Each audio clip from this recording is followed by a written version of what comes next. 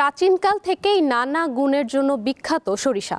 কম খরচে চাষ করা যায় এবং মাটির উর্বরতা ও বোরো ধানের জন্য সার হিসেবে কাজ করার পাশাপাশি সরিষা থেকে তেল, মধু, খৈল ও জ্বালানি কৃষককে এনে দিচ্ছে বাড়তি মুনাফা।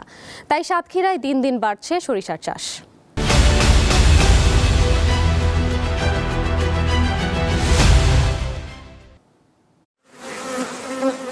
দিগন্ত বিস্তৃত মাঠই জানান দিচ্ছে ব্যস্ত সময় পার করছেন মৌচাষিরা। সাতক্ষীরা সদরের আলিপুর, দাঁতভাঙা বিল, কলারোয়া, কালীগঞ্জ, দেবহাটা সহ জেলার বিভিন্ন জায়গার চিত্র একই। সরিষা ক্ষেতে মৌমাছির বাক্স বসানো হয়েছে, এতে সরিষাও খুব ভালো হয়েছে। মধুর নির্দিষ্ট প্রসেসিং করে গ্রেড করা হয়। গত বছরের তুলনায় এবার ২৫০০ হেক্টরের বেশি জমিতে সরিষা আবাদ হয়েছে। জেলায় মৌ বক্স বসানো হয়েছে ৭,১৯০টি, আর প্রতি কেজি মধু বিক্রি হচ্ছে ৪০০ টাকায়।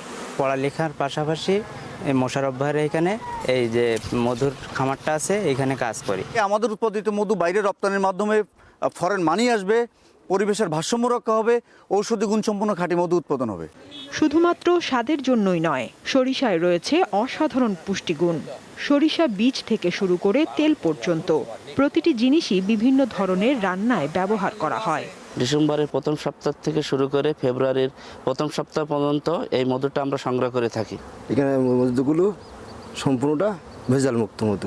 বিগত বছর এর আবাদ হয়েছিল ১৭,৫৩১ হেক্টর জমিতে, এবার সেটা বেড়ে দাঁড়িয়েছে ১৮,২৭৫ হেক্টর। জেলায় এবছর ৭০ মেট্রিক টন মধু সংগ্রহ হবে বলে আশা কৃষি সম্প্রসারণ অধিদপ্তরের। সাদিয়া চৌধুরী, দীপ্ত, বার্তা কক্ষ।